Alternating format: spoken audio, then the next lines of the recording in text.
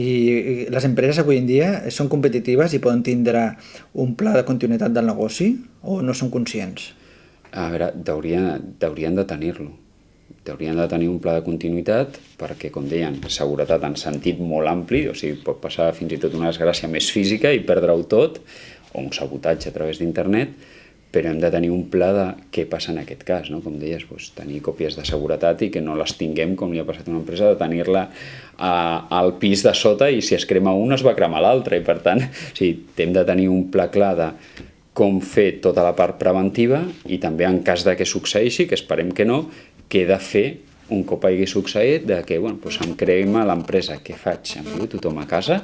Tinc algun pla de contingència de, doncs hi ha una part que pot seguir funcionant amb uns ordenadors que puc llogar i que ja ho tinc previst a certa empresa, o tinc a una altra planta algun tipus d'acció que puc fer fàcilment perquè la gent vagi a treballar temporalment allí. O sigui, tot això és molt important tenir-ho present, perquè si no, clar, una desgràcia d'aquestes que se'n crema, fins que si només penso en, tornaré a muntar l'empresa, poden passar molt de temps, no? Si no tinc un pla pensat.